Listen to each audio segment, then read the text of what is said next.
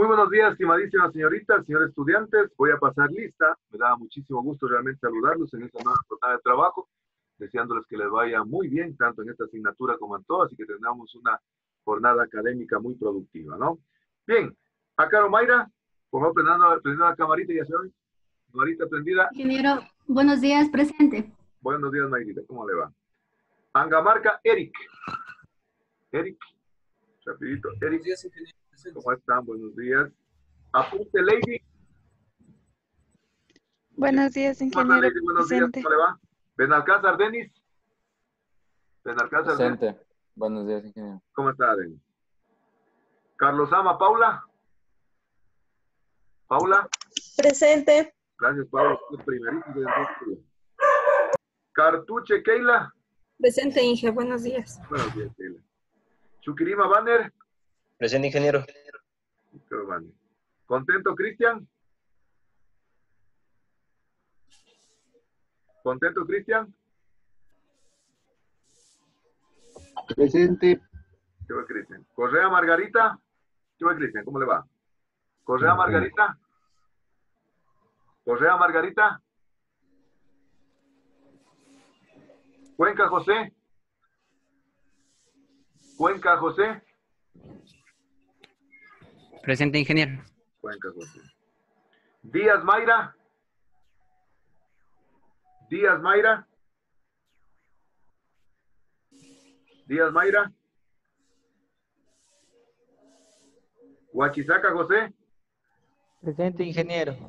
¿Cómo está, José? Guayas, Eric. Presente, ingeniero. Buenos días, Inge. Hola, Eric, ¿cómo le va? Humbo, Marco. Presente, Inge, buenos días. Ya. ¿Qué va, Marco? ¿Cómo está? Humbo, Wilmer. Presente, ingeniero. Buenos días. ¿Cómo está, Wilmer? Lanche, Carla. Presente, ingeniero. Buenos ¿Cómo días. está, Carly? Luzón, Daniel. Presente, ingeniero. Buenos días. Luzuriaga, Loida. Presente, ingeniero. Buenos días. Maca, Juliana.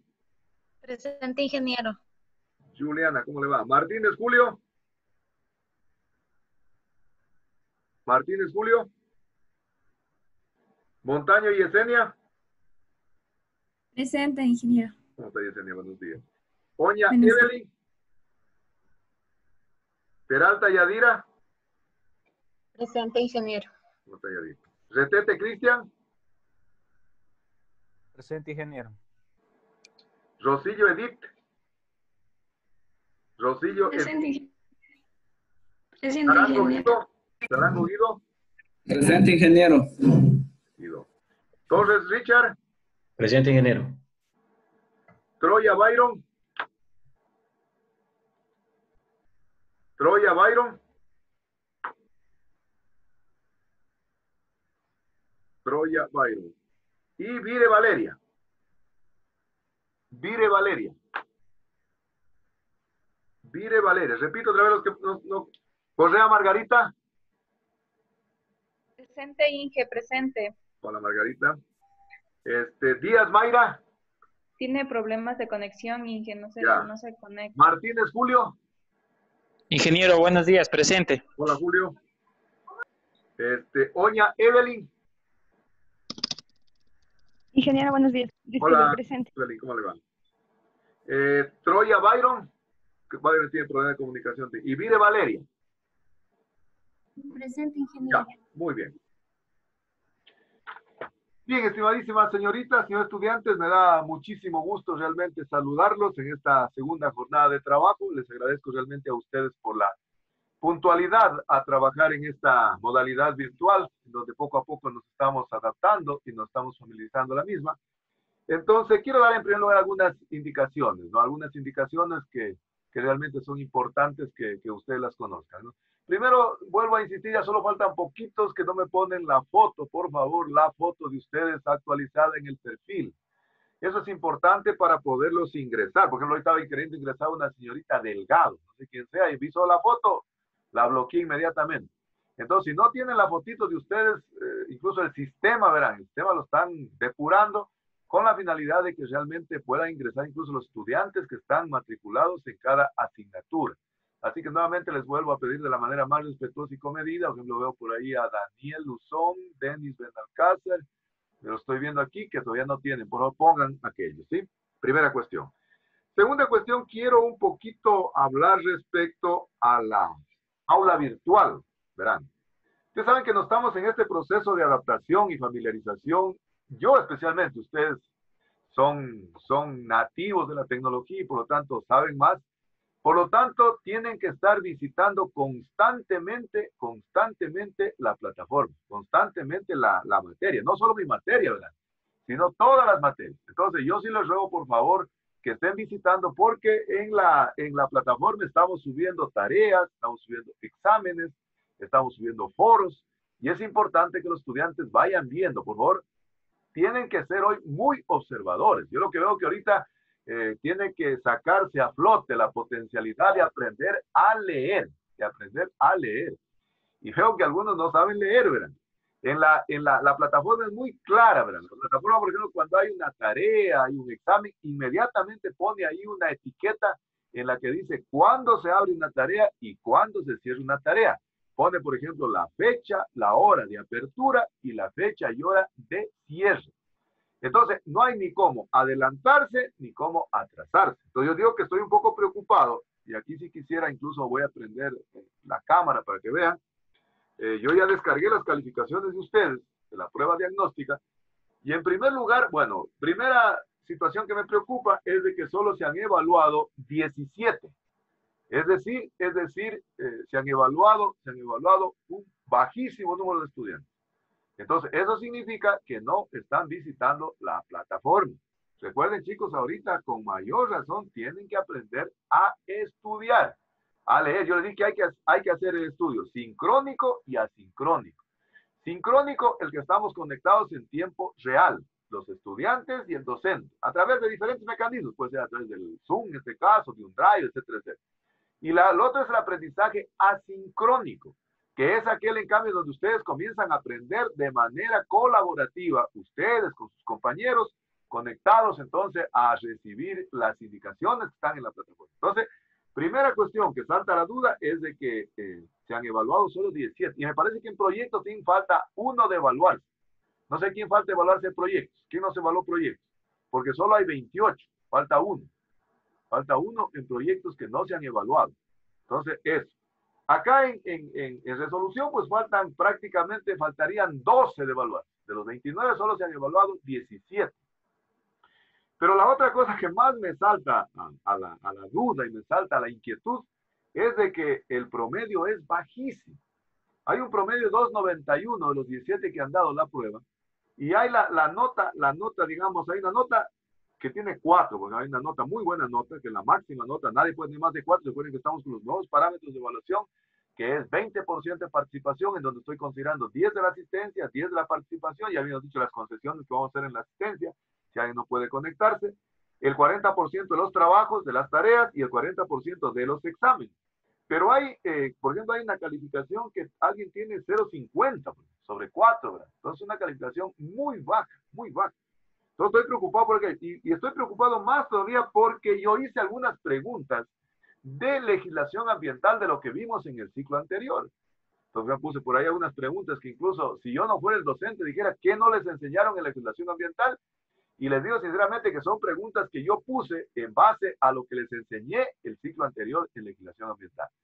Y puse algunas preguntas de resolución de conflictos, pero muy elementales, o sea que incluso sin necesidad de tener un mayor conocimiento lo puedan hacer, porque realmente de eso se va a tratar la asignatura. Entonces sí estoy un poco preocupado. Entonces eso lo vamos a conversar al final de la clase para ver realmente cómo podemos hacer. Entonces, porque sí estoy preocupado realmente, sí estoy preocupado. Entonces significa, verán, el comportamiento actitudinal que debemos tener en este nuevo proceso de enseñanza virtual es tanto para los docentes como para los estudiantes. Y los estudiantes también tienen que tratar de poner de su parte, así como los docentes. En mi caso, pues me ha tocado incluso redoblar esfuerzos por capacitarme y voy aprendiendo en el ritmo, en el camino vamos aprendiendo. Pero eso tendríamos que hacer absolutamente todos. Entonces, eso vamos un poco al final, en el final vamos a conversar aquí. Bien, entonces vamos a dar inicio a la clase del día de hoy. Y como a mí siempre me gusta poner una imagen para poder compartirla, Y ahora sí puedo ya, ustedes de forma asincrónica también pueden participar. La forma es de que ustedes sí vayan participando. Y yo voy a poner una imagen, como aquí sí los conozco a todos, y que solo tal vez si alguien no les identifico la voz, identifica, pero de alguna manera ir calificando la participación de ustedes. Voy a poner una imagen que está vinculada con el tema de la conferencia que voy a dar el día de hoy. Miren, si ustedes ven esa imagen, ¿qué se les viene a la mente? Alguien que pueda participar. Una atadura. Una atadura, ¿qué más? Competencia. Una competencia. Muy bien. Competencia, muy bien. ¿Qué más? Un objetivo para llegar a un solo propósito. Un objetivo para llegar a un solo propósito. Una idea más. Cada quien ala para Una conferencia, meta. Cada quien ala de acuerdo a sus intereses, ¿no es Sí, cierto? exacto. De acuerdo a sus intereses, ¿cierto? Miren, y si ustedes ven eso, si ustedes ven, por ejemplo, un letrero que dice, la selva no se vende, ¿qué idea les da? Justicia. Justicia por un lado. Aprovechamiento de los derechos luchando de por la su hogar. naturaleza. Están luchando por su hogar, ¿no es cierto? En definitiva, ¿qué está existiendo ahí? Un derecho. Se cuide la naturaleza. Una protesta. Una protesta, muy bien. Es decir, se está generando un Conflicto. conflicto. Entonces, los conflictos, fíjense, son parte consustancial de los seres humanos que debemos superarlos en base a qué cosas? En base al respeto para llegar a consensos.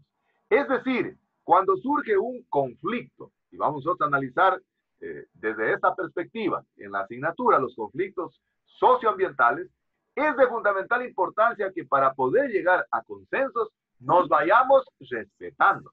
Algunos claramente dicen que los derechos míos terminan donde empiezan los derechos de los demás. Entonces, los conflictos forman parte de nuestra existencia, forman parte de la esencia de seres humanos, pero para poderlos superar, lo hacemos en base al respeto. Entonces, sobre eso voy entonces a hablar en la mañana de hoy, pero como a mí siempre me gusta empezar de lo general a lo particular, entonces voy a hacer lo que siempre he venido haciendo, es decir, primero quiero ir de lo general a lo particular, como dice el método científico, es decir, de lo macro a lo micro, de lo ancho a lo angosto, de lo grande a lo pequeño. Entonces vamos primero poniendo la línea base.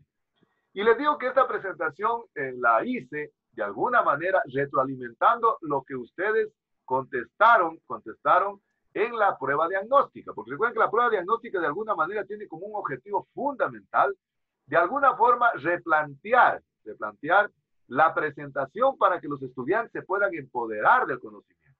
Es decir, para conocer cuál es el nivel de conocimientos con el que llegan los estudiantes a la asignatura. Entonces, en ese sentido les digo de que la clase que voy a dar el día de hoy es un poco para fortalecer ese tipo de elementos que posiblemente estén un poco flojos y lógicamente ya para ir abordando algunos conceptos y algunos contenidos ya de la asignatura. Y vamos a ir entonces poniendo la línea base. Vamos a ir poniendo las bases de lo que va a constituir entonces los elementos conceptuales o los conflictos sociales y los conflictos ambientales.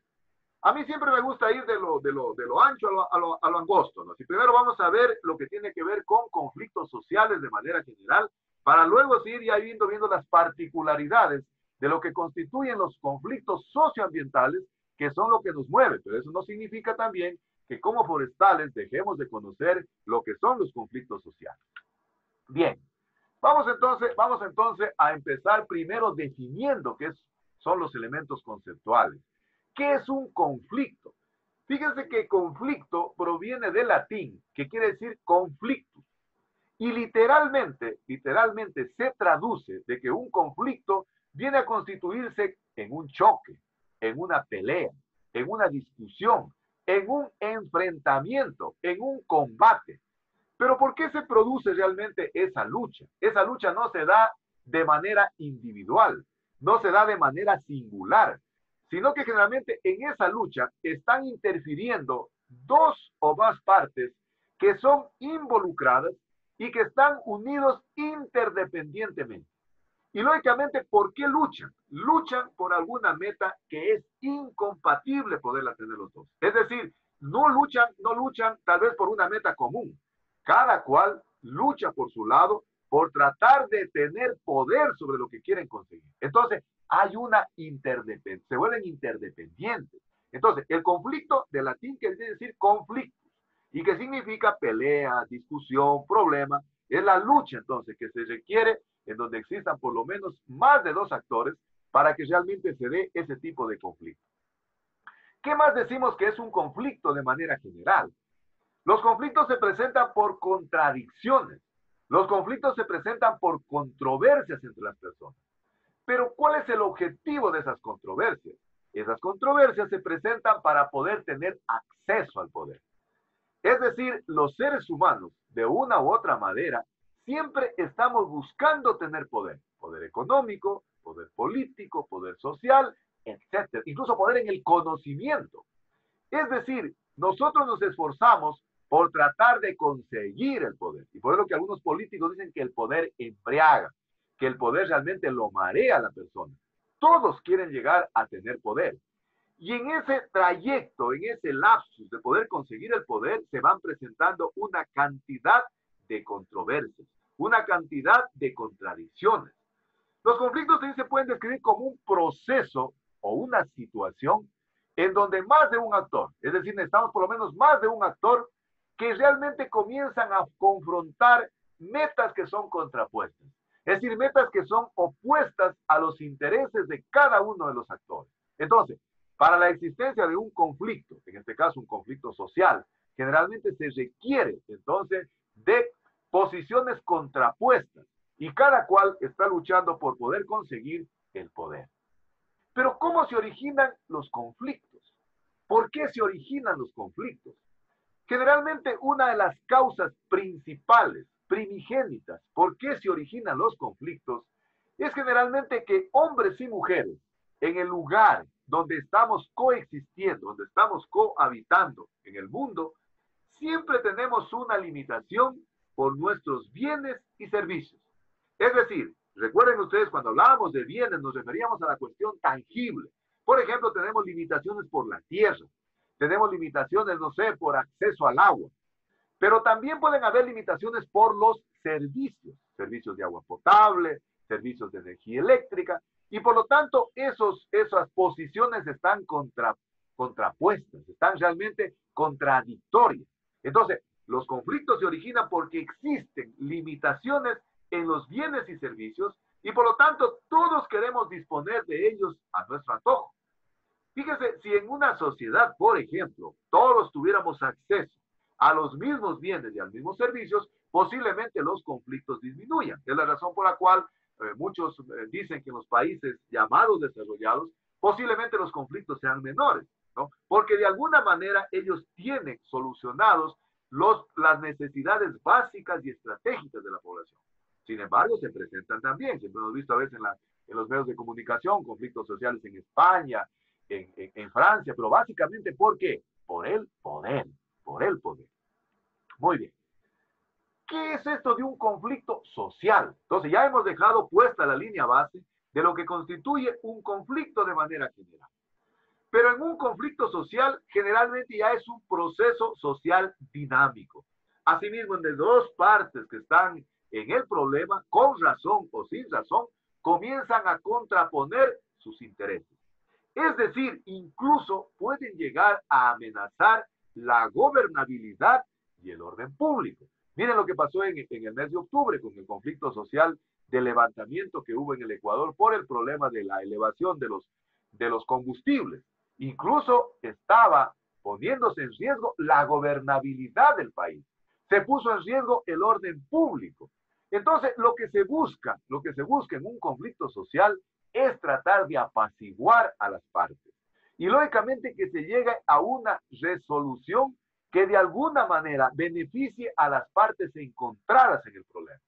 Y se dice claramente que en un conflicto social, a veces, quien hace de mediador o quien hace de negociador es a veces el Estado o es una autoridad, la que viene a constituirse en el garante de los derechos, la que viene de alguna manera a satisfacer de manera equitativa esos derechos contrapunteados que existen entre los actores del conflicto social que se están enfrentando.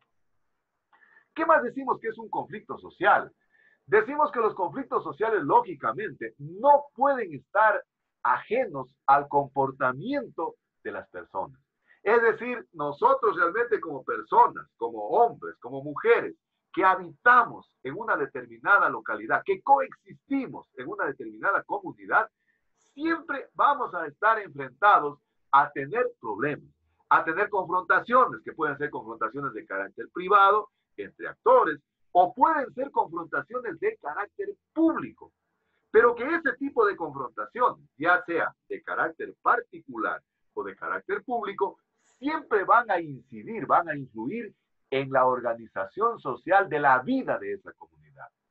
Se dice también que un conflicto social se llega generalmente cuando existen diferencias que son contrapuestas en opinión o por intereses. Es decir, pueden haber controversias que sean de carácter semántico, de carácter de manejar tesis, de carácter dialéctico.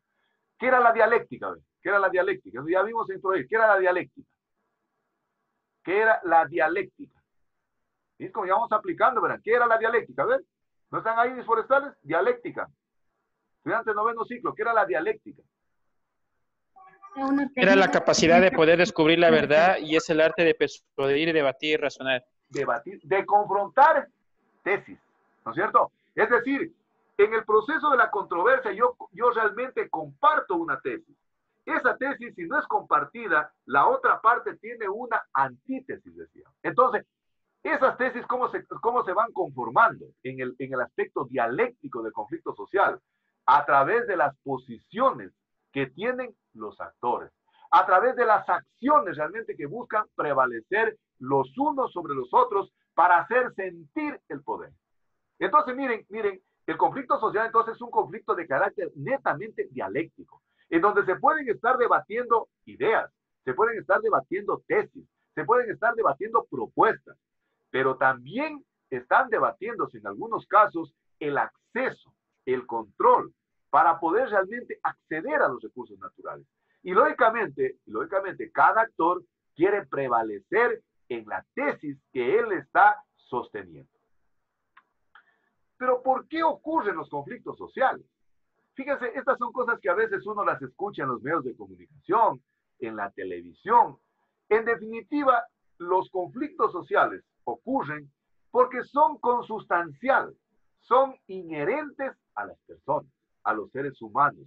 Es decir, los seres humanos, por el mismo hecho de ser esencia humana, estamos siempre conflictuando, siempre estamos contradiciéndonos los unos a los otros. Es decir, ocurren incluso por las mismas relaciones interpersonales que se dan en un conglomerado social, en una sociedad, que puede ser, no sé, desde el hogar. Desde el hogar puede presentarse realmente este tipo de controversias inherentes a los padres, a los hijos.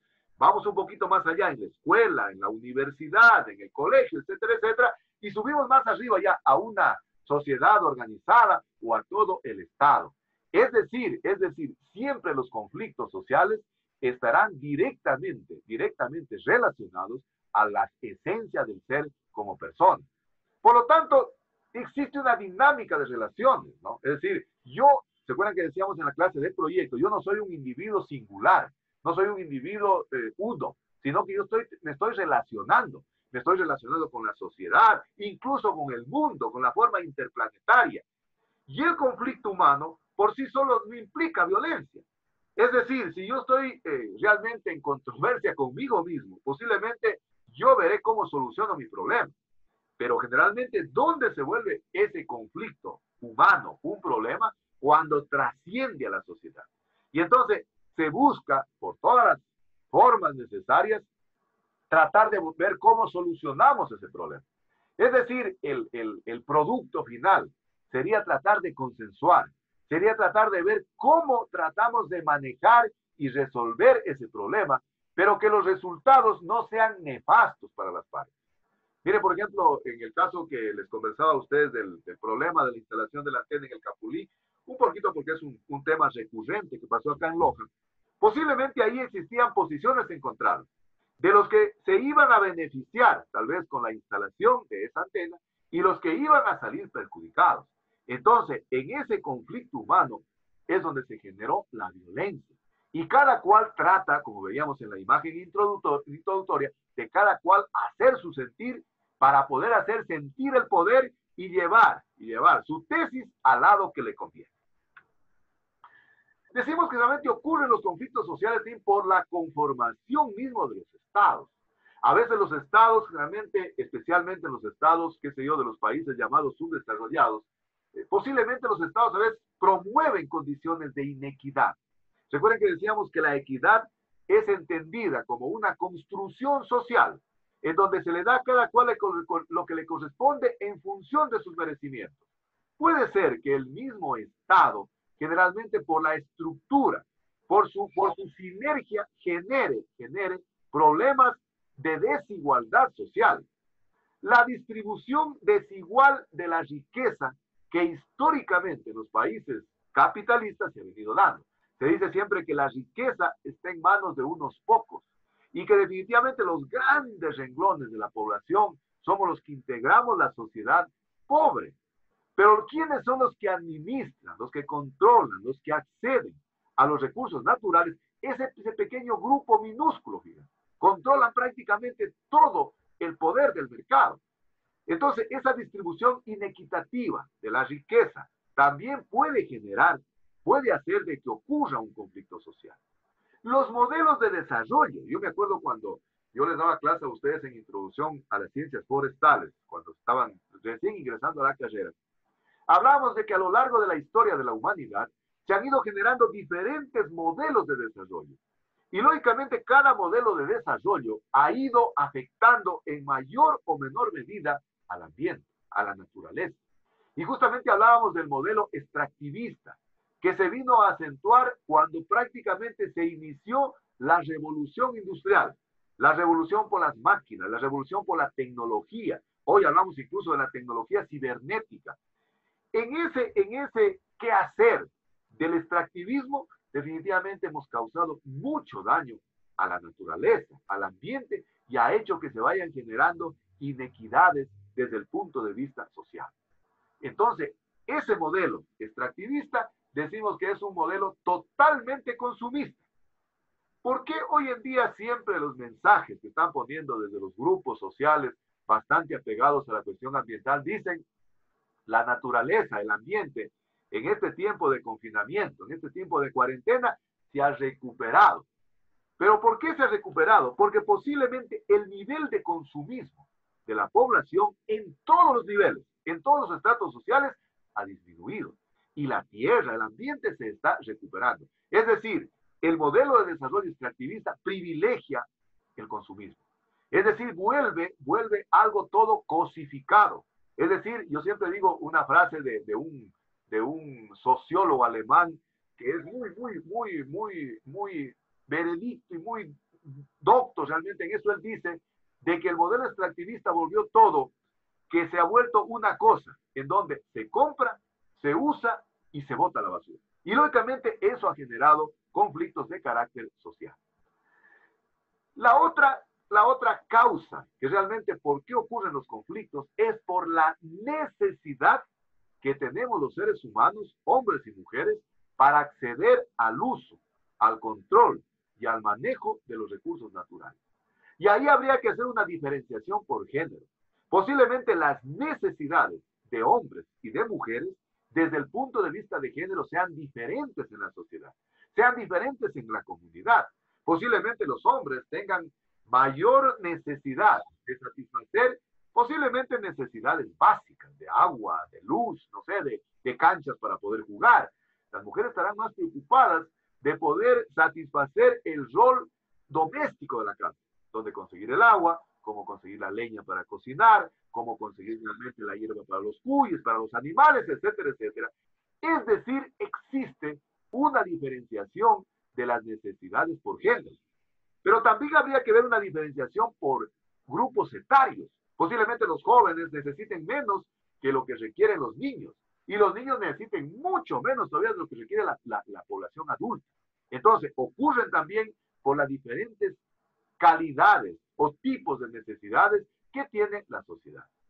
Puede surgir también por nuestra representación política, que en la mayoría de los casos hemos visto ejemplos realmente en la política, en donde los políticos en época de elecciones se acercan al pueblo y le ofrecen absolutamente todo.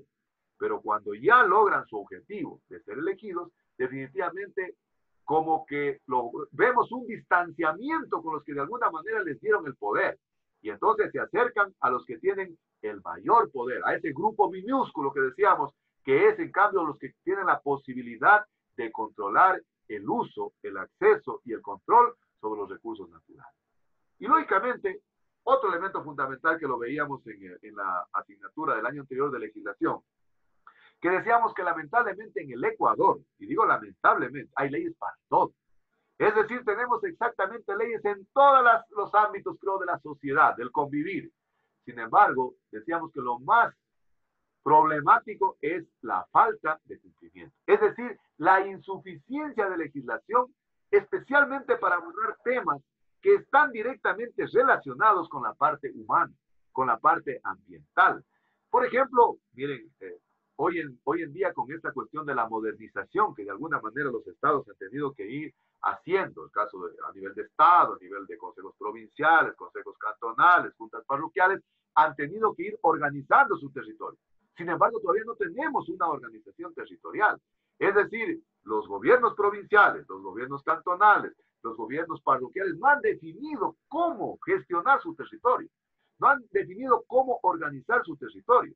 Entonces, eso de alguna manera también hace que exista insuficiencia en la legislación y por lo tanto produce mayor cantidad de conflictos. ¿Qué más? La debilidad institucional. Este gobierno realmente creo que eliminó una cantidad de entidades públicas a nivel de ministerios, a nivel de subsecretarías, que definitivamente no estaban cumpliendo el cometido para el cual fueron establecidos. Sin embargo, se escucha que los que quedaron no tienen a ver los suficientes recursos para poder enfrentar a veces, qué sé yo, diferentes necesidades de la población. Hablemos, por ejemplo, del Ministerio del Ambiente. El Ministerio del Ambiente, el Ministerio de Agricultura y Ganadería, históricamente, han sido realmente ministerios bastante relegados. Eso ha significado entonces que intervengan mucho a veces, que son los amparos constitucionales en materia ambiental, la Defensoría Pública realmente en defensa de los intereses que tiene la población en materia de ambiente, en materia de agresión de derechos. Entonces existe una debilidad institucional. La mayor parte de las instituciones que tienen que ver a veces con la defensa del ambiente, con la defensa de la vida, generalmente son instituciones del Estado que generalmente ven limitado su accionar a los recursos, tanto técnicos, humanos y económicos. Habíamos señalado también de que el Ecuador, en el año anterior decíamos que es uno de los primeros países que instrumentó dentro de la Constitución del 2008 a la naturaleza como sujeto de derecho. Y eso ha significado entonces que tengamos una cantidad de legislación ambiental. Sin embargo, el hecho de tener una gran cantidad de legislación ambiental no va de la mano de tener una justicia ambiental adecuada en el plano administrativo, en el plano penal, en el plano civil, en el plano constitucional. Es decir, tenemos una cantidad de leyes ambientales. Ustedes saben que en el 2017 salió el COA, el Código Orgánico Ambiental, que vino de alguna manera a sustituir a un grupo de órganos legislativos, como el caso de la ley forestal, la ley de gestión ambiental. Sin embargo, eso no ha significado de que la gente sienta justicia social. Por otro lado, la sociedad civil, ¿no?, de alguna manera también incide en que se puedan presentar en algunos casos conflictos sociales, ¿no? Organizaciones ambientales, activismo ambiental. Yo siempre les digo a mis estudiantes de que a veces los extremos son malos. Es decir, o demasiado extractivistas o demasiado conservacionistas. Los demasiado extractivistas realmente le ven dinero, le ven dólares absolutamente a todo. Es decir, ven al ambiente como un verdadero recurso tangible, en donde solo quieren esquilmarlo. En cambio también, los muy conservacionistas a ultranza también ven en cambio al ambiente posiblemente como una cajita de Pandora que hay que guardarla, que hay que encerrarla y que realmente no brinde los beneficios necesarios a la colectividad. Esos también pueden ser dañinos en el momento de presentarse un conflicto social. ¿Por qué? Porque posiblemente están restando la posibilidad de que las personas en la comunidad tengan medios de producción para poder alimentarse, para poder subsistir. Miren, por ejemplo, todos, en mi caso, yo provengo del campo. Imagínense, por ejemplo, que a un campesino le prohíban totalmente, no sé, por ejemplo, o sea, hacer alguna actividad de carácter extractiva, pues tiene que haber realmente un punto de equilibrio, ¿no? Yo siempre digo que tiene que haber un punto de equilibrio entre la conservación y el desarrollo, de tal manera que no se venga a agredir de manera considerable, en este caso, al ambiente.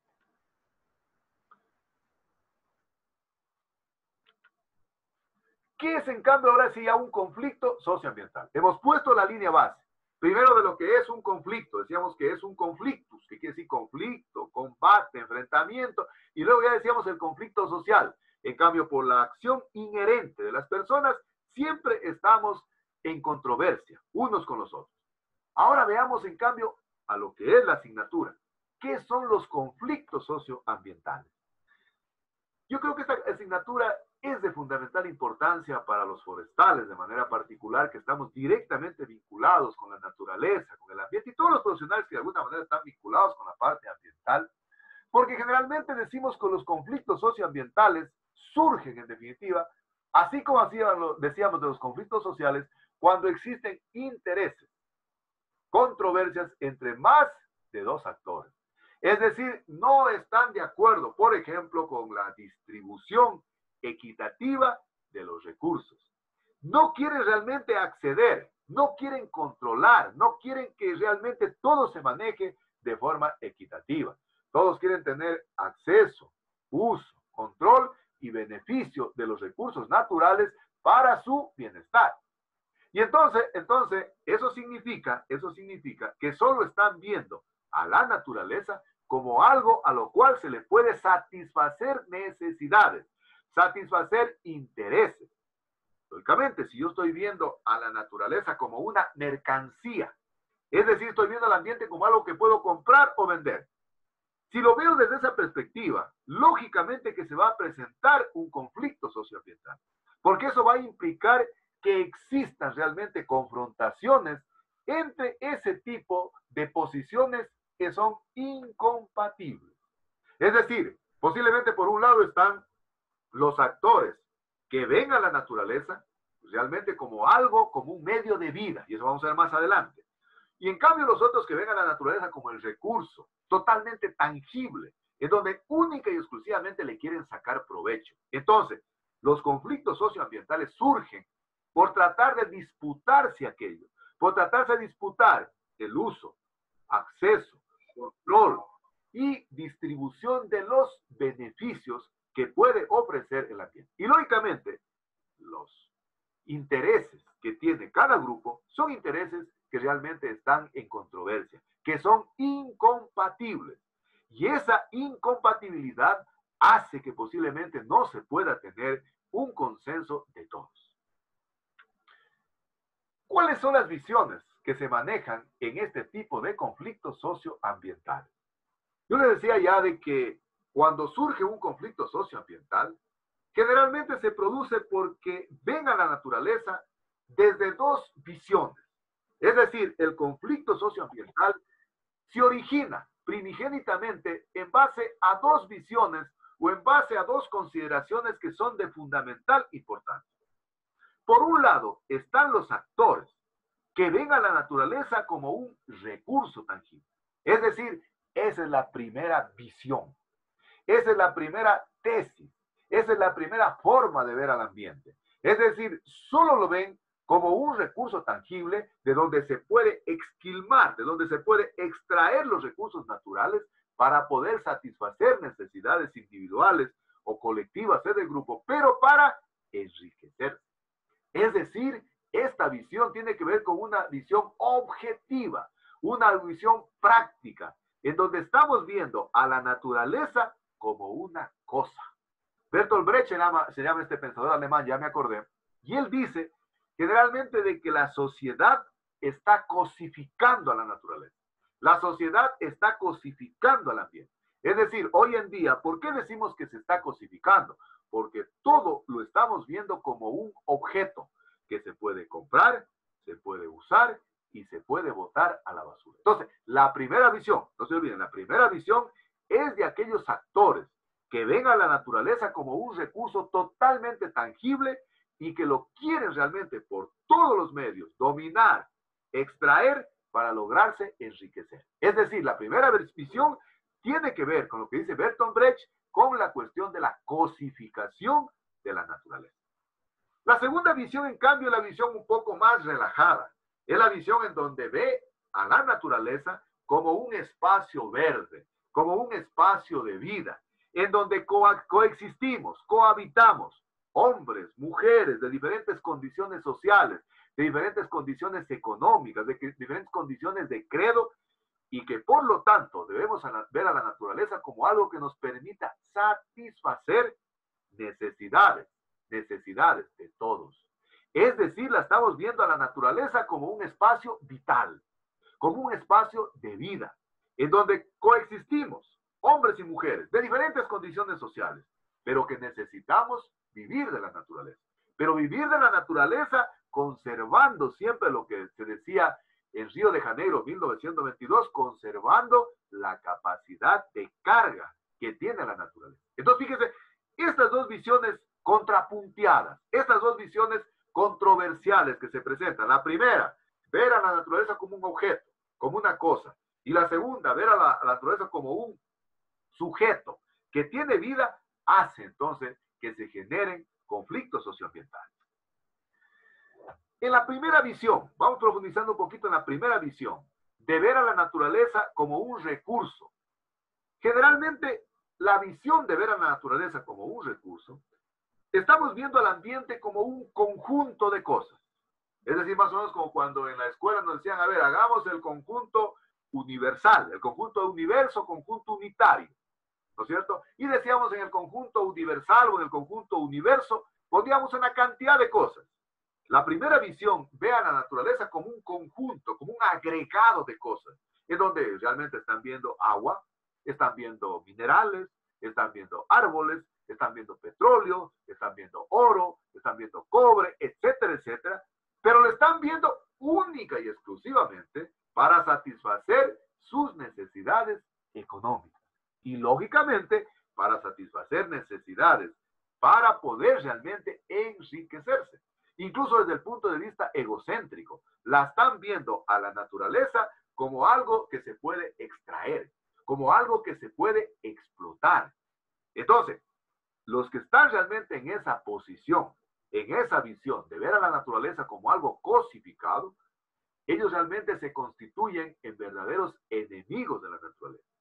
Y lógicamente la ven a la naturaleza como algo que ellos la pueden dominar. Y la pueden dominar utilizando las diferentes tecnologías, los diferentes instrumentos que ha ido generando la humanidad para poder explotarla. Entonces, no la ven a la naturaleza como parte consustancial del ser humano, no, la están viendo a la naturaleza como algo etéreo, como algo fuera de sí, como algo fuera de lo humano, y que por lo tanto hay que conquistarla. Hay que por todos los medios tratar de revertir todos esos recursos en beneficio de muy pocas personas. Entonces, fíjense, esto generalmente ha hecho de que incluso este tipo de corrientes, porque son las que manejan mayoritariamente los grupos de poder, incluso han ido produciendo una corriente de un discurso de desarrollo en donde dice que todo se mueve a través de las prácticas extractivistas. Entonces, nos viene metiendo en la cabeza de que si no se extrae, definitivamente no hay educación, no hay salud, no hay, qué sé yo, vías para la comunicación, etcétera, etcétera. Y que por lo tanto, entonces, tenemos que hacer extractivismo. Mucha gente dice que esa idea, de alguna manera, tiene un poco de razón, pero no toda la razón, porque hay otras medidas, hay otros mecanismos, como poder satisfacer este tipo de necesidades. Sin embargo, los grupos que tienen esta visión de ver a la naturaleza como algo cosificado, como un objeto, que realmente siempre nos están vendiendo la idea de que el desarrollo de un país debe basarse única y exclusivamente en ese tipo de prácticas extractivistas contra la naturaleza. Y no se dan cuenta que hay otras fuentes de financiamiento. No sé, escucharon ustedes la moratoria petrolera, por ejemplo. ¿Cuánto están pagando las empresas petroleras? ¿Cuánto pagan, no sé, los grupos de poder, grupos financieros? A veces pagan menos de lo que pagamos nosotros como simples funcionarios públicos. Entonces, sin embargo, nos venden esa idea de que si no hay ese tipo de prácticas extractivistas, no podemos satisfacer necesidades básicamente y estratégicas de la población. La segunda visión, en cambio, es la visión un poco más, qué sé yo, distendida. Es la visión en donde yo diría que estamos casi la mayor parte de las personas que estamos vinculadas con la parte forestal, con la parte ambiental, con la parte de la naturaleza, en definitiva. Yo les decía a ustedes en la socialización del sílabo que a mí me interesa que ustedes sean profesionales que tengan sentido común. Es decir, que despierten un poco, incluso decía, la concienciación por el amor a la naturaleza. Esta segunda visión tiene que ver con eso. Es decir, los que están en la segunda visión, estamos viendo a la naturaleza como vida, como algo vital, como un espacio en donde coexistimos hombres y mujeres de diferentes condiciones sociales, de diferentes estratos económicos, respetando nuestra cultura, respetando nuestros saberes, respetando nuestra religión, etcétera, etcétera. Es decir, en la segunda visión, es una visión totalmente sostenida. Es decir, vemos a la naturaleza como algo que es parte de la humanidad, que es parte de nosotros. Es decir, no estamos viendo como la otra, que la veíamos a la naturaleza como un enemigo y que necesitamos conquistarla como sea. No la estamos viendo como un enemigo, no la estamos viendo como algo etéreo, como algo foráneo, como algo fuera, ajeno a nosotros. No, la vemos como una parte consustancial. Incluso los que estamos dentro de esta visión, vemos de que la humanidad es parte de la naturaleza. Es decir, nosotros somos parte de la naturaleza. No al contrario, la naturaleza nos pertenece a nosotros, no.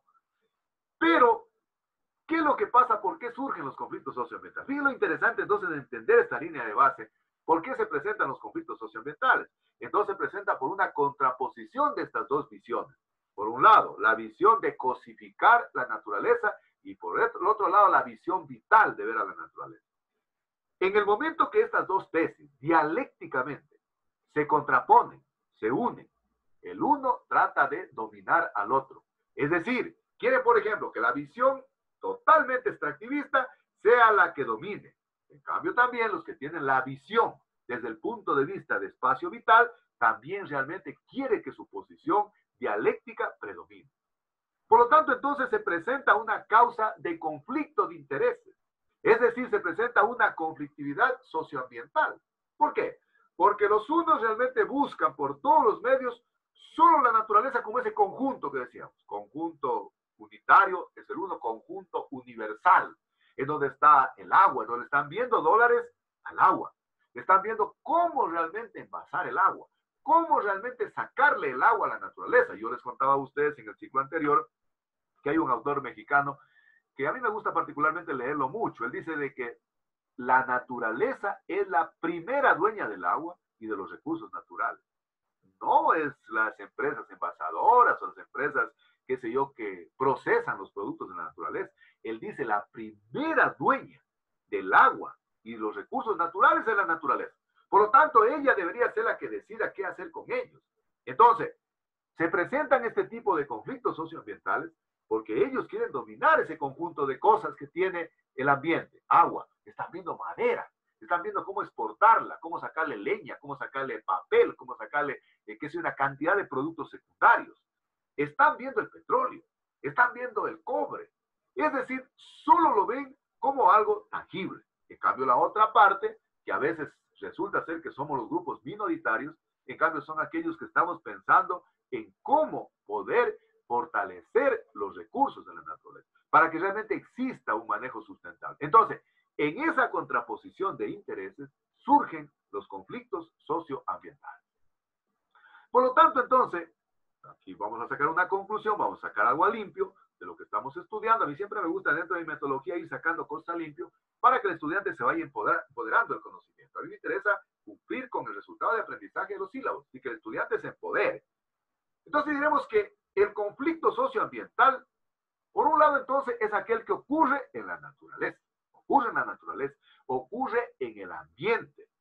Ocurre realmente cuando se contraponen estas dos visiones por tratar de usar, por tratar de controlar, por tratar de manejar los recursos naturales. Y lógicamente están interviniendo diferentes grupos humanos, diferentes grupos de personas. Los unos enfrentados porque defienden la tesis de ver a la naturaleza como algo tangible, como lo cosificado, y los otros, en cambio, que ven a la naturaleza como un espacio vital. Y en ese proceso, entonces, de confrontar tesis, de confrontar ideas, entonces ocurre el conflicto socioambiental. Por esa diferencia de visiones, por esa contraposición de visiones, por esos significados que cada visión tiene de lo que significa la naturaleza. En esa perspectiva, hay un autor que escribe mucho en la cuestión de conflictos socioambientales y que, bueno, me ha tocado un poco leerlo para poder un poco trabajar en las clases con ustedes, es Michel. Michel, fíjese, él dice que los conflictos socioambientales surgen por la interacción de tres elementos fundamentales, y que así como fíjense los forestales teníamos el triángulo del fuego, el triángulo del comportamiento del fuego, el triángulo de la educación en el fuego. Él dice que los conflictos socioambientales surgen por la confluencia, por la interacción de tres elementos fundamentales que él da en llamarlos el triángulo de Mitchell. Por un lado dice que existe un problema, existe una controversia. Es decir, qué sé yo, vamos al caso para poner de ejemplo, para ir un poco graficando y lo vayan entendiendo, el caso de las antenas del capullo, ¿no es cierto? ¿Problema cuál es? La instalación de las antenas posiblemente en un área donde coexistían otras personas, por un lado. En ese proceso, realmente que comenzaron a generarse partes interesadas. Entonces, el segundo elemento que interviene en el conflicto socioambiental son las partes. Las unas realmente que están a favor de la tesis, ¿no? Es decir, de la instalación, en este caso de la antena, y los otros que en cambio están a favor de que eso no se haga para que no perjudique a la vida de las personas y a la calidad, en este caso, del ambiente. Y en ese proceso del problema y las partes comienzan a interactuar diferentes actores que hacen que se vuelva ya ese conflicto en una cuestión de carácter procesal. Es decir, entra en un proceso. Y lógicamente, las partes están contraponiéndose, están en conflicto por intereses de las partes. Y entonces comienzan a haber los procesos que pueden ser de carácter legal, de carácter administrativo, de carácter pecuniario. Es decir, entonces, los tres elementos fundamentales que se desprenden entonces de un conflicto socioambiental. Por un lado están los problemas. Necesitamos realmente una mecha, necesitamos una fuente de ignición, como decíamos en incendios forestales. Tenemos el problema donde nace realmente todo el inconveniente del conflicto socioambiental. Pero luego ya comienzan a haber aparecimiento de las partes, es decir, de los grupos de interés. Y lógicamente eso tiene que llevarse dentro de un proceso. ¿Cuáles son las causas, en cambio, ya de los conflictos socioambientales? Fíjense que todo gira en torno a la Tierra. La Tierra entendido como recurso, no como planeta. Todo gira en torno a la Tierra, entendido como recurso natural. Es decir, todo gira, el conflicto socioambiental gira en torno a la Tierra como recurso de vida. Es decir, como un recurso en donde salen los bienes y servicios que nos permiten la vida a los seres humanos. La Tierra es la que como recurso multidimensional, multiétnico, multicultural, produce bienes y servicios que sirven para la estabilidad de los seres humanos, que sirven para la estabilidad ecosistémica.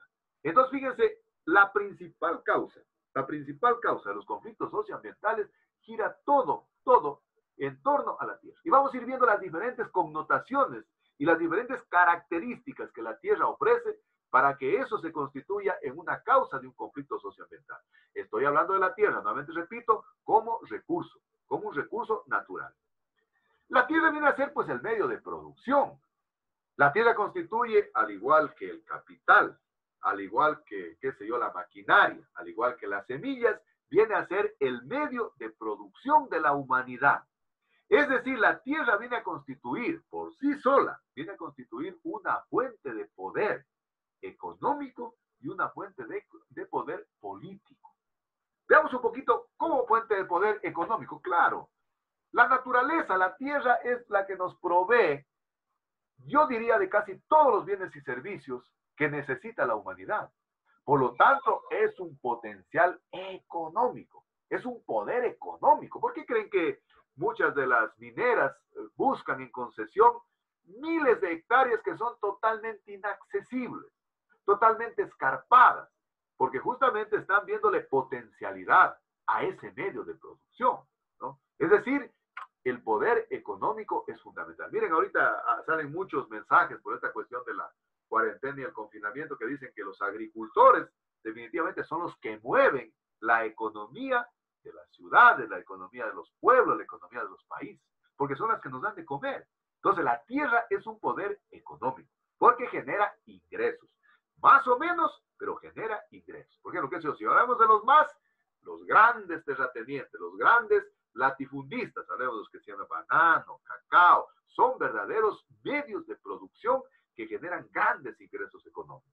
Incluso del campesino pequeñito, de Maracás, que tiene que ser una cuadrita, un lotecito de 1000 metros cuadrados, que le produce y le saca recursos económicos a las entrañas de la tierra. El segundo medio de producción que la tierra también ejerce es el poder político. Es decir, los políticos se disputan el poder por ese medio de producción que es la tierra. ¿Y por qué? Porque en el medio de producción tierra, en donde se obtienen bienes y servicios, por ejemplo, recaen los minerales, recaen, qué sé yo, el petróleo, y por lo tanto se constituye en el poder político, que la gente se está disputando. O sea, por ejemplo, ustedes han oído el campo Singe, por ejemplo, que hablan de las petroleras, lo que hablamos en el ITT, ¿no? En el Yasuní. Es decir, ese medio geográfico de la naturaleza se constituyó en una fuente de poder político. Se hicieron los Yasunidos, que defendían realmente que el petróleo se quede bajo tierra, desde el espacio del gobierno, en cambio, que promovían de que realmente para que el petróleo no toparlo, que alguien se encargue de hacer realmente una condonación de dinero para que el petróleo se quede bajo tierra. Entonces, genera un gran poder político. La tierra como un bien. Primero, acordémonos de lo que era un bien. Decíamos que un bien es algo tangible, es algo que yo lo puedo ver, es algo que yo lo puedo cuantificar de manera directa para comercializarlo, para venderlo. No significa que el servicio no lo pueda hacer. Cuesta un poquito, pero también se lo puede cuantificar. Pero el bien es directamente cuantificable y lógicamente tiene que ver con la seguridad económica y social de la población. Si yo tengo, por ejemplo, un bien, la madera, automáticamente si yo tengo una troza, no sé, de romerillo, yo tengo un buen recurso económico ahí. Si tengo una troza de nogal, si tengo una troza, no sé, de cedro, sé que ahí tengo realmente algún bien que es tangible y que en su momento se puede constituir en un bien económico que me genere a mi seguridad económica y seguridad social. Es decir, la tierra, solo por el hecho de ser fuente de producción de bienes, se constituye en un medio de seguridad económica y en un medio de seguridad social. La tierra también como un medio de producción constituye los medios de sustento para toda la humanidad. Fíjense, ayer hablaba con una estudiante de la carrera de Ingeniería Forestal que está en el asunto de la tesis y bueno, están ellos ahorita complicados por el asunto de ver cómo se hace el trabajo de campo. Y ella me decía, ingeniero, estoy en una comunidad campesina, acá no tenemos problemas, ¿no? ¿Por qué? Porque prácticamente la tierra nos sustenta absolutamente todo. Yo me acuerdo hace algunos tiempos cuando yo les contaba a ustedes de que dentro del paradigma del desarrollo sustentable surgió la extensión forestal participativa. Década de los 90, más o menos entrada un poquito al intermedio de la década de 90, 97. Hasta ahí llegó la época en la cual se hablaba del desarrollo forestal participativo. Y yo me acuerdo que afloraban una cantidad de eventos promocionados por las diferentes ONGs, entre ellos la FAO, ¿no? Este tipo de agencias de desarrollo sustentable que habían. Y me acuerdo que se promocionó un evento en la Universidad Politécnica del Chimborazo. Era un evento sobre desarrollo forestal participativo. Y bueno, en ese tiempo pues había la posibilidad de participar y yo participé ahí como coordinador de la carrera que estaba de forestal.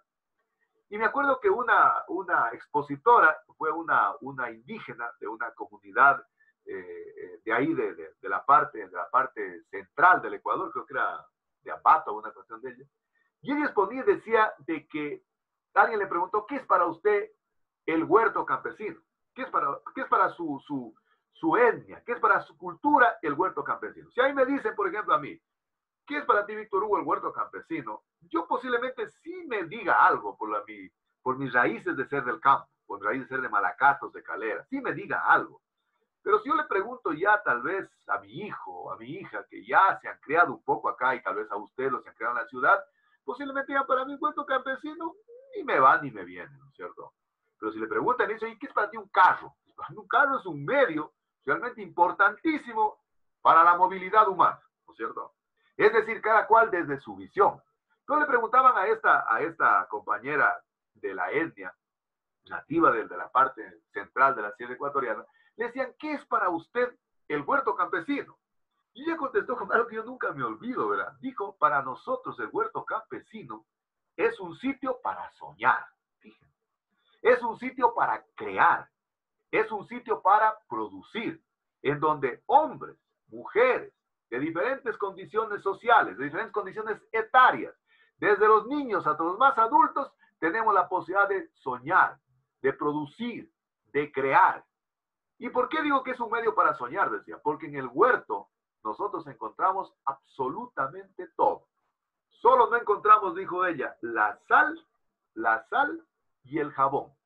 El resto lo encontramos absolutamente todo. Sí, pero ¿y el aceite? Un chanchito, ¿va? ¿No? Es decir, prácticamente me decía ayer esta compañera que dijo, que nosotros tenemos acá todo el medio de sustento.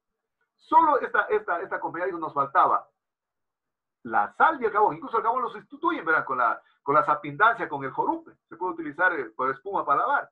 Es decir, la tierra como medio de producción prácticamente es el medio de sustento para toda la humanidad. La tierra también constituye fuente de identidad, fuente de cultura, fuente de estatus. Yo, por ejemplo, me identifico con mi tierra, ¿no? Para mí, por ejemplo, lo hablo con toda honestidad, para mí Calera es parte de mi pertenencia, es parte de mi identidad social, es parte de mi comportamiento cultural. O sea, yo nunca he renunciado a mis orígenes, de ser campesino, de ser del campo, y me siento feliz con aquello. Entonces, la tierra también es fuente de identidad. Yo ahora con esto del confinamiento, siempre la gente cuando está lejos añora la tierra y le ponen lojita, mi lojita querida. Otros ponen, qué sé yo, mi tierra natal. O sea, uno cuando está lejos, yo me acuerdo cuando yo estaba estudiando en Cuba, la gente decía, cuando uno está lejos de la tierra, le coge el mal de patria, decía, el mal de patria. ¿Qué es el mal de patria? Uno comienza a extrañar todo lo que en su momento ni siquiera le paraba bola. Yo me acuerdo que comencé a extrañar el himno nacional del Ecuador, ¿verdad? Una vez me acuerdo que en una emisora así, pero muy, muy ruidosa, escuché el himno. Oiga, hasta me paré, ¿verdad? Solito yo. ¿Cuántas veces tal vez lo escuché acá y no le paré tanta bola? Entonces, la tierra se constituye en una fuente de identidad, en una fuente de pertenencia, en una fuente de estatus social. Mire, por ejemplo, el sentido de pertenencia, no sé, Eric, posiblemente Guido, me vayan a dar mayor la razón, de ellos realmente por la identidad ancestral, de la pertenencia ancestral que tiene, aunque un poquito se ha ido perdiendo, ¿no? Pero de cualquier manera la gente del campo dice, la cabra tira al monte, dice, ustedes han oído ese término, la cabra siempre tira al monte, dice. Es decir, el campesino nunca olvida sus orígenes, nunca olvida realmente el estatus social de donde vino. Y eso, en su momento, puede generar la causa de un conflicto socioambiental. ¿Por qué? Porque esa gente está defendiendo su territorio. Los Estados Unidos, ¿qué defendían? Que la gente que vive ahí, ¿no? Esas comunidades indígenas, Shuar, Achuar, etcétera, etcétera, defienden su espacio vital, su espacio de identidad, ahí es donde hacen sus ritos religiosos. Yo siempre me acuerdo aquí en esta parte, cuando estaba en el Ministerio del Ambiente del 2005 al 2008, se presentó un conflicto que les contaba a ustedes en la parte alta de Guaycimi, en el bosque protector Las Orquídeas. Y miren, ahí había posiciones contrapunteadas. Por un lado, el grupo ancestral de Shuar, de etnia Tinzaraguro que habían, y por otro lado, los que llamamos mestizos, que somos nosotros, ¿no? Entonces, habían intereses contrapuestos. Los mestizos realmente querían que se les dé el bosque para hacer actividades, qué sé yo, de carácter totalmente comercial, totalmente de turismo, así. Un turismo, qué sé yo, totalmente intensivo. En cambio, los compañeros de la etnia Shuar y Saraguro querían el bosque, que se les administre, para ellos, en cambio, respetar sus templos sagrados que habían ahí. Decían que tenían algunas cascadas, algunas lagunas, que para ellos constituían fuente de identidad cultural, porque era ahí donde ellos se sentían bien haciendo sus ritos, realmente desde el punto de vista ancestral, desde el punto de vista cultural. Fíjense, y eso generó una controversia. Es decir, desde el punto de vista de identidad de la tierra, de identidad cultural, de identidad ancestral. Yo me acuerdo que un shuar narraba una historia, decía, miren señores, nosotros por ejemplo tenemos aquí en el bosque la presencia de la ayahuasca, que para nosotros es la planta sagrada.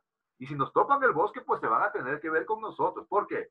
Porque la ayahuasca para nosotros realmente forma parte de nuestros ritos, que la consumimos y que realmente recorremos todas las lagunas, las cascadas sagradas, sin sentir absolutamente nada.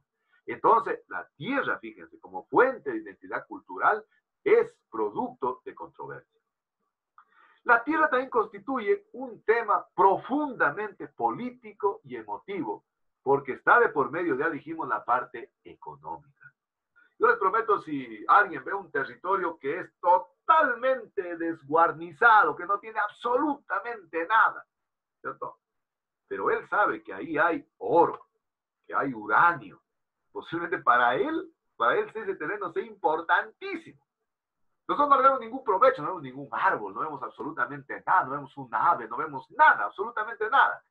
Y decimos, posiblemente este terreno, chuta, no tiene ningún valor.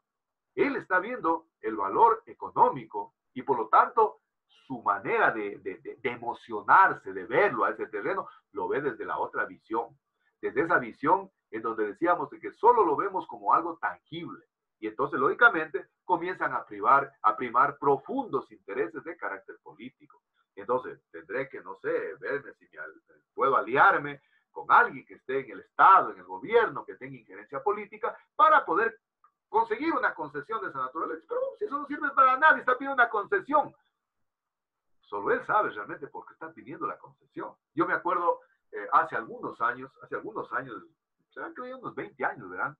En Malacatos hay un cerro que le llamamos todos los que nos hemos criado allá, hay un cerro que se llama el Cerro de la Mina, que queda, para los que tal vez ya se ubican en Malacatos, de donde queda ahorita la Hacienda Country Club, hacia arriba hay un cerrito que se llama el Cerro La Mina. Por algo se llama La Mina, ¿verdad? Toda la vida me acuerdo que nosotros en la escuela nos llevaban de excursión al río y a ver el cerrito de La Mina que estaba ahí. Yo diría que hace unos 20 años, oiga, comenzaron a hacer una carretera a la cima del cerrito de La Mina, ¿verdad? Y se veía desde acá, desde el pueblo, se veía que cada vez la carretera avanzaba, y la gente no sabía de qué se trataba. Hasta que alguna vez alguien se enteró y dijo, bueno, ¿qué estará pasando ahí? Si ese cerro no tiene nada, lo que tiene es un valor cultural para los habitantes de Malacatos. Oiga, y llegaron a la cima con la carretera prácticamente, y de un momento a otro se fue la gente. Así como construyeron la carretera con tanta insistencia, con tanta brevedad posible, así no se fueron. Y cuando ya se fueron nos enteramos de que había sido una transnacional que les habían dicho que ahí había uranio, ¿verdad? Uranio. El uranio generalmente es la materia prima de todo lo que es la energía atómica. Fíjense, el uranio. El uranio incluso es uno de los elementos que tiene la mayor cantidad de radioactividad. Imagínense que hubieran descubierto uranio ahí. Yo creo que el pueblo de Malacatos hubiera desaparecido. En buena hora, miren que no hubo uranio. Ustedes no sé si han escuchado, en la Unión Soviética hubo la explosión en Chernobyl. En Chernobyl prácticamente hubo un escape de esta energía a base de uranio, ¿no? Y afectó casi a toda la población. Yo creo que siempre estaba en Cuba y Cuba recibía a muchos habitantes, estudiantes de Ucrania que llegaban afectados con diferentes, qué sé yo, afecciones a la salud, ¿no? Fíjense, entonces resulta ser que en este rito les habían dicho que había uranio. Qué buena hora que no lo encontraron. O sea, el poder político primó ahí, ¿no?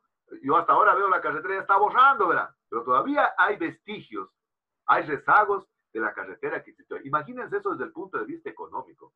Eso prácticamente el poder político hubiera hecho de que realmente se dé aquello y posiblemente tal vez hasta nos hubieran o desaparecido de ahí o reubicado como pueblo. La tierra también significa diferentes, yo diría, interpretaciones. Lo que decía esta indígena en la Espoche. Diferentes actores valoran la tierra en función de sus visiones. Yo le decía, si a mí me preguntan, oye, ¿qué es un huerto?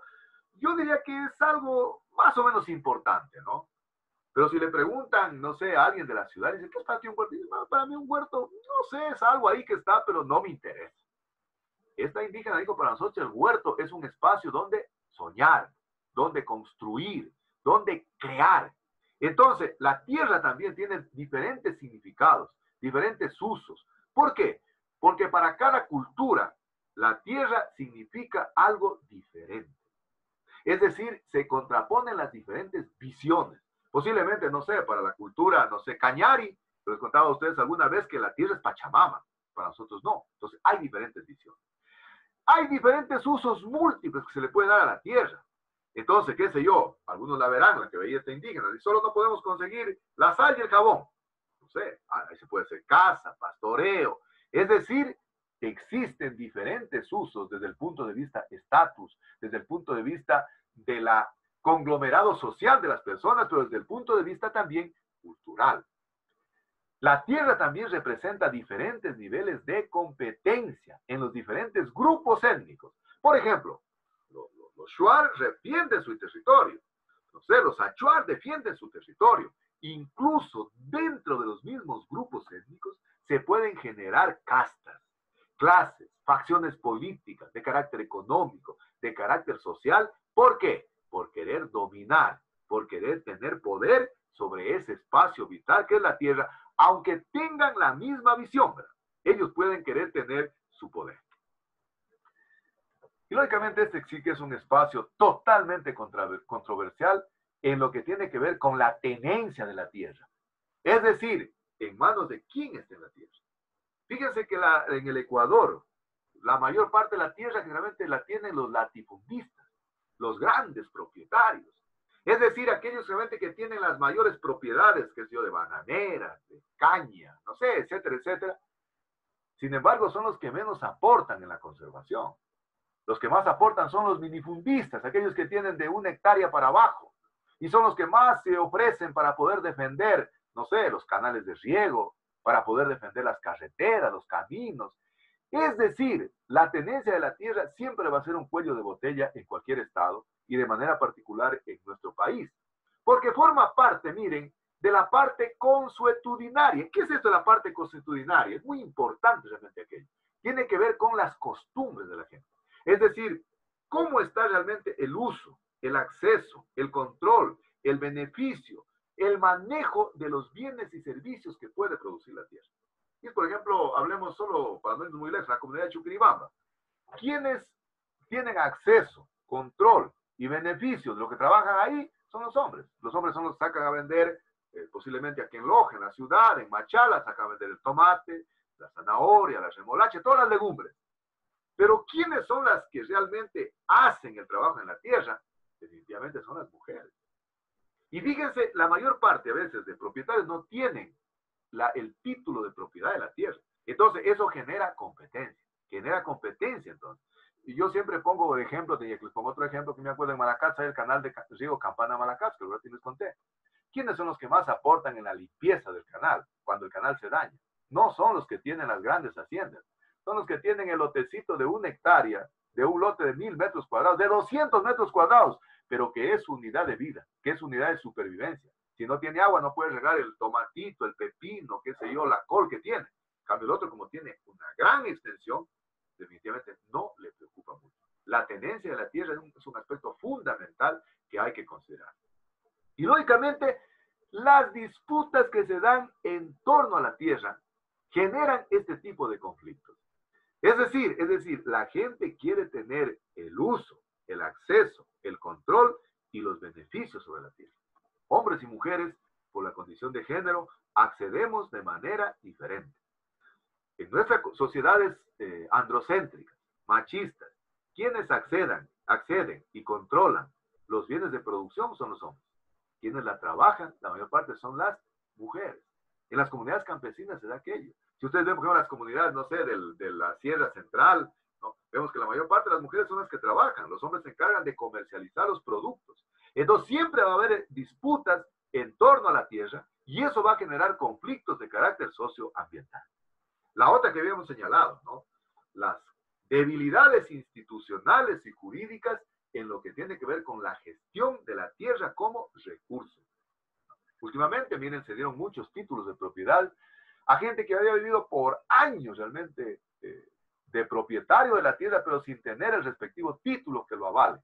Y prácticamente, pues, el Estado les pudo otorgar el título de propiedad. Yo me acuerdo, yo tengo un amigo que les contaba que era de los Chivos y que Cristian Retete lo conoce. Él me decía que el papá les había dejado una gran extensión de terreno cerca del área de amortiguamiento del Parque Nacional Podocá, pero no tenía título de propiedad. Y por lo tanto, la debilidad que ellos tenían es de poder querer hacer algo, porque no todo les pide que si ustedes quieren hacer un préstamo al Banco Fomento, título de propiedad. Quiere hipotecar su terreno, título de propiedad. Entonces, generalmente ha habido una debilidad institucional en querer certificar, en querer legalizar muchas de las veces la tenencia de la tierra, los títulos de propiedad de la tierra, y eso también ha hecho que se generen conflictos de carácter socioambiental. La debilidad, lo que ya dije, en la escasa gestión de los recursos naturales.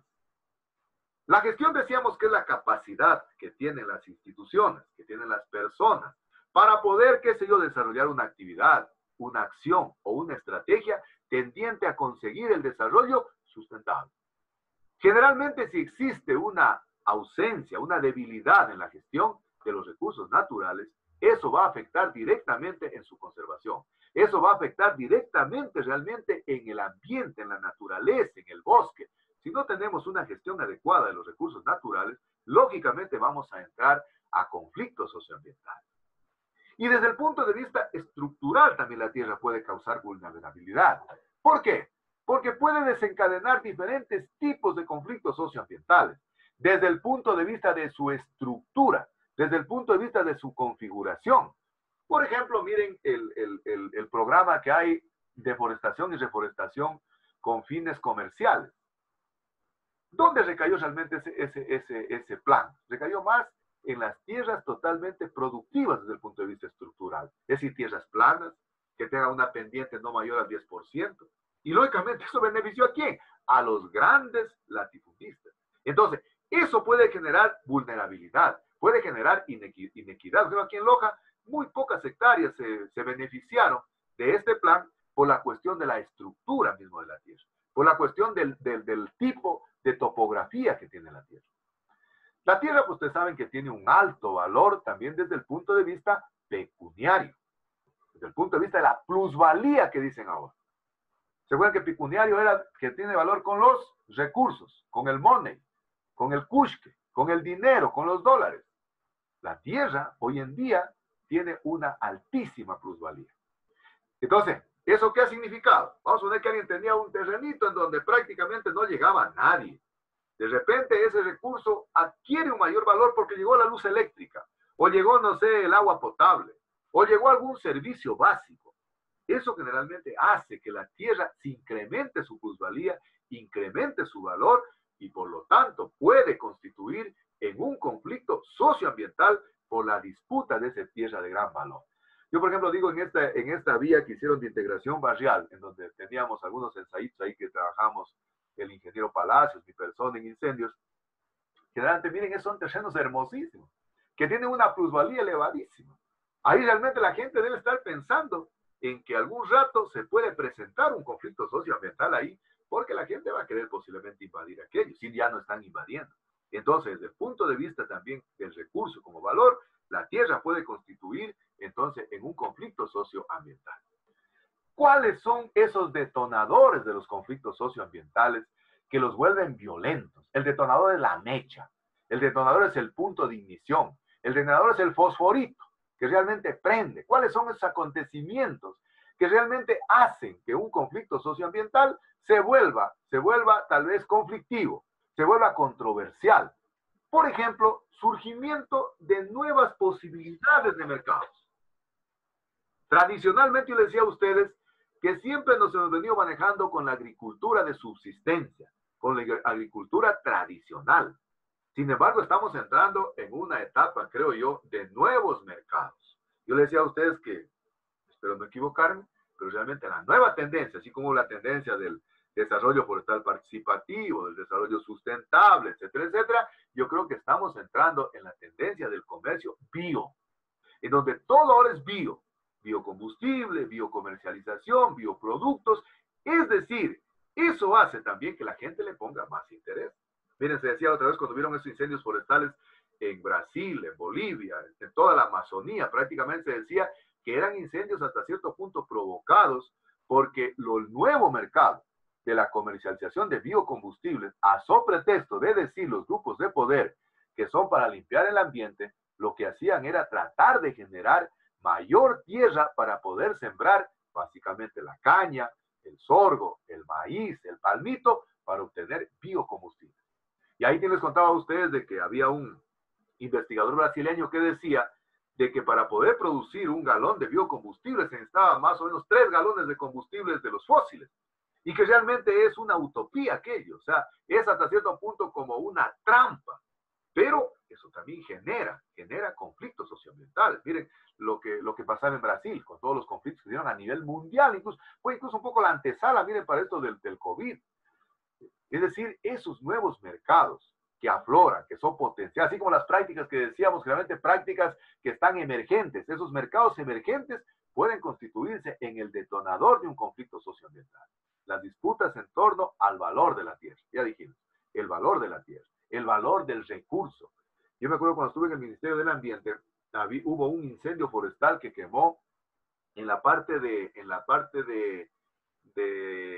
Urdaneta, me acuerdo, un bosque de pino que estaba más o menos de unos 30 años ya para poderse aprovechar. El bosque estaba precioso.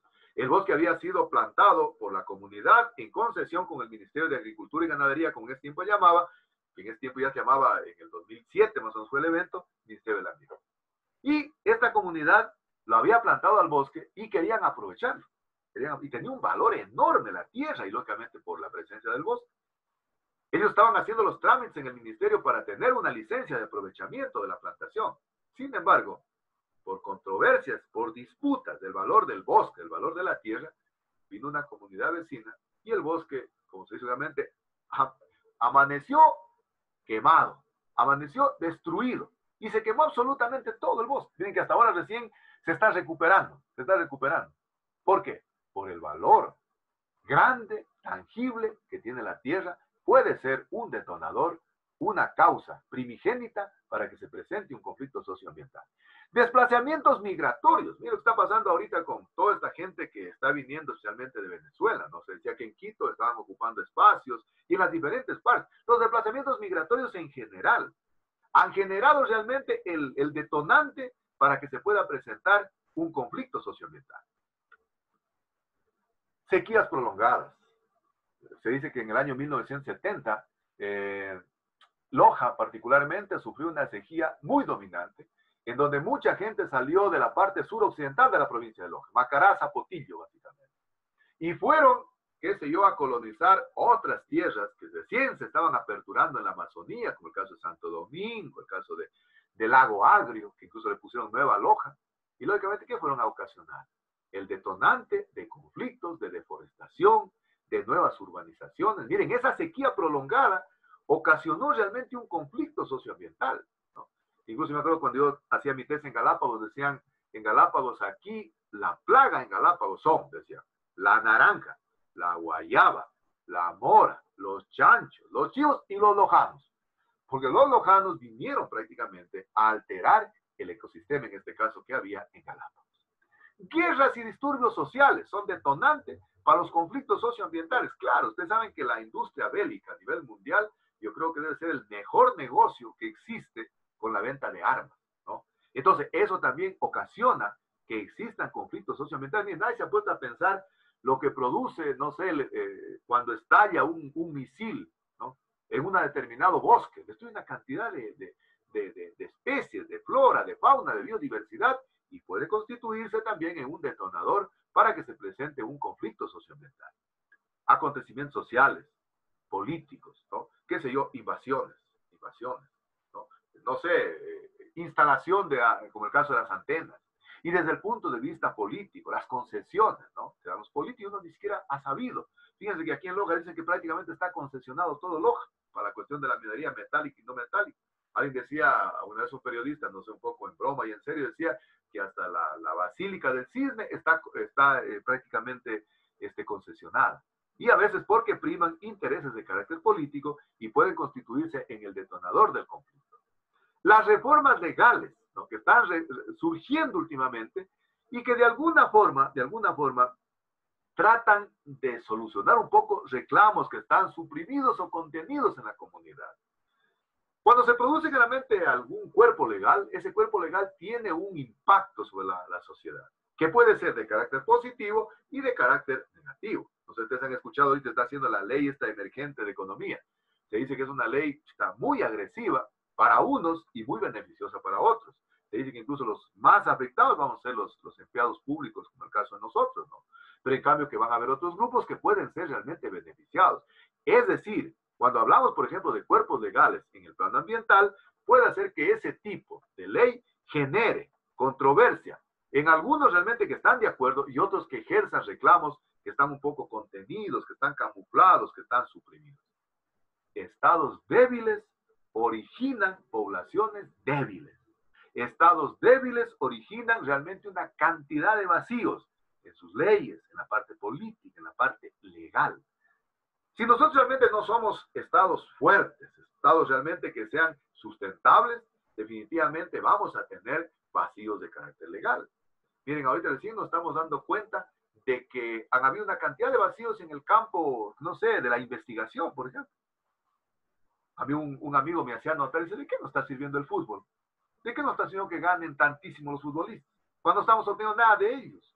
Es decir, estados débiles que a veces han originado cierto tipo de vacíos que inciden en la parte política, en la parte de la legislación y que pueden desencadenar en conflictos socioambientales. ¿Cuáles son los actores de los conflictos ambientales? Aquí ya estoy dando algunos elementos para lo que va a ser los trabajos que vamos a hacer en las prácticas. Por ejemplo, la dramatización que decíamos con los diferentes actores. Generalmente los actores en un conflicto son las partes que toman posición. Es decir, son las partes que de alguna manera están con una tesis y que pueden adquirir una visión directa o están indirectamente involucrados. Hay algunos que directamente asoman. Hay otros que en cambio de forma tránsfuga, de forma solapada están atrás, pero que también están echando llama al fuego. Es decir, existen diferentes intereses en función de los resultados que ellos quieren conseguir. Desde esa perspectiva, este autor Michel dice que existen 3 categorías de actores. Algunos de esos actores incluso pueden tener cierto tipo de flexibilización. Es decir, puede haber cierto tipo de cambio en los actores. Un actor primario son las partes que realmente el objetivo fundamental, ellos son los que están reclamando, son los que realmente ellos contraponen, son incompatibles sus objetivos, son los que directamente están interactuando. Decimos que los actores primarios son los actores directos, son a veces aquellos que están directamente dentro de una organización social, dentro de un grupo de interés, que están propiciando, no sé, por ejemplo, la instalación de una cantera, por ejemplo. Pero algunos asoman directamente, por eso se llaman actores directos también, pero otros realmente de manera indirecta están interactuando también, pero no dejan de ser actores primarios. Entonces, los actores primarios son aquellos cuyos objetivos son incompatibles con el uso que se está dando al recurso. Y por lo tanto, entonces, ellos quieren tratar de dialécticamente su tesis tenga prevalecencia en ese lugar. Es decir, pueda estar sobre cualquier otra texto. Esos son los actores primarios. Eso entonces en la dramatización va a tocar que en el caso que ustedes elijan todo el curso, alguien haga de representar a los actores primarios. ¿Cuál es la posición de los actores primarios? En cambio, los actores secundarios son las partes que tienen también intereses, pero solapados, indirectamente. Es decir, ellos dicen, chuta, si beneficia a ellos, nos beneficia a nosotros también. Es más o menos como cuando se reclama un alza salarial. Los que salen directamente a reclamar han sido los estudiantes universitarios, los trabajadores, etc. Y algunos nos encontramos solapaditos atrás. Y después resulta que nosotros, siendo actores secundarios, también nos hemos beneficiado de esa conquista. Es exactamente igual acá en el conflicto socioambiental. Los actores secundarios son aquellos que están realmente atrás, pero que directa o indirectamente están involucrados. Incluso algunos ayudan moralmente, puede ser con recursos, con logística, incluso desde el punto de vista militar, desde el punto de vista de la seguridad. Es decir, los actores secundarios vienen a ser aliados estratégicos para poder realmente que se movilice el conflicto y que exista ese desenvolvimiento del conflicto socioambiental. Entonces están realmente como que quieren y no quieren la cosa, pero que definitivamente están interesados. Por ejemplo, dentro están los grupos ambientalistas, ¿verdad? Ellos de alguna manera como que quieren y no quieren, pero sí quieren, por ejemplo, que el agua no se la tope, o que no sé, que el bosque no se lo tope. Entonces pueden constituirse entonces, en este caso, en actores secundarios que directa o indirectamente se están beneficiando de lo que se saque como resolución o consenso de ese conflicto. El tercer grupo, entonces, unos en la dramatización, otros tienen que hacer de actores secundarios, ¿no es cierto? Y tenemos los actores interesados. Dentro de los actores interesados, realmente son las entidades, son las personas interesadas en tratar de resolver de manera armoniosa, de manera amigable, de manera exitosa un conflicto socioambiental. Y ellos entonces deben actuar como mediadores, como conciliadores de las diferentes organizaciones sociales. De ahí la tareita que les dejé para esta semana de cuáles son las características que debe tener un negociador, un mediador, un conciliador. Porque él es realmente el que se va a interponer entre las partes. Él va a estar como sándwich. Es decir, este tipo de actores generalmente son las personas que de alguna manera, sin ser actores primarios ni secundarios, están contribuyendo a resolver en la comunidad para que nadie salga perjudicado, ¿no? Por ejemplo, dentro de esto puede encontrarse incluso a veces la misma comunidad en general, ¿no? Es decir, aquella gente que dice, no, para mí ni va ni me viene, ni me debe, se meten en problemas, hombre. Es decir, a veces la comunidad en general incluso puede haber un representante de ellos que puede hacer de mediador para tener una solución satisfactoria al conflicto socioambiental. Entonces, dentro de los actores interesados, vamos a tener para el caso de la dramatización, vamos a elegir un estudiante que va a ser el que va a mediar y que él en su momento, en el caso que se presentara un conflicto, va a representar a la comunidad o va a representar, qué sé yo, al Ministerio del Ambiente o a la organización social tendiente a solucionar de manera consensuada el conflicto socioambiental. Entonces irán pensando, verán, entonces, ¿cómo vamos a hacer el trabajo? Finalmente, a manera de lecciones aprendidas, a mí siempre me gusta sacar a limpio algunas cositas para que ustedes realmente las puedan refrescar y las puedan tener presentes. Yo siempre considero de que los ingenieros forestales, hombres y mujeres, debemos tener conocimiento de los conflictos. Fíjense, hoy en día los conflictos socioambientales son recurrentes. Ya no hablamos como en aquel tiempo que yo les decía cuando yo fui director de carrera, que me dijo, ¿qué vas a formar ingenieros forestales para que solucionen los problemas de las peleas del mercado? No. Primero, los conflictos socioambientales generalmente se originan debido al modelo extractivista. Ya dijimos, que solo privilegia la naturaleza como cosa, como algo cosificado, como algo tangible. Otra de las lecciones aprendidas, la debilidad estatal en materia legal, en materia institucional, en materia cultural, realmente juega un papel fundamental para tratar de resolver conflictos de manera pacífica. Es decir, decíamos que un Estado débil pues va a tener una cantidad de detonadores para que se pueda presentar un conflicto socioambiental. Otro elemento fundamental, a sacarlo a limpio, no se priorizan los derechos de la naturaleza, los derechos humanos y los derechos colectivos. Yo les hablaba a ustedes el año anterior que la legislación ambiental forma parte de la tercera generación del derecho. Es decir, en donde se están privilegiando derechos colectivos, ya no individuales. Sin embargo, en el país a veces se privilegian, por ejemplo, derechos, en este caso de grupos pequeños de poder, o se dan claramente, se priorizan las grandes actividades productivas, descuidando, por ejemplo, el ambiente, la naturaleza, los derechos humanos o los derechos colectivos de la sociedad. Por ejemplo, aquí en el Capulí, ¿quiénes iban a beneficiar? Posiblemente una o dos personas. ¿Y quiénes iban a salir directamente perjudicados? El conglomerado social de la comunidad.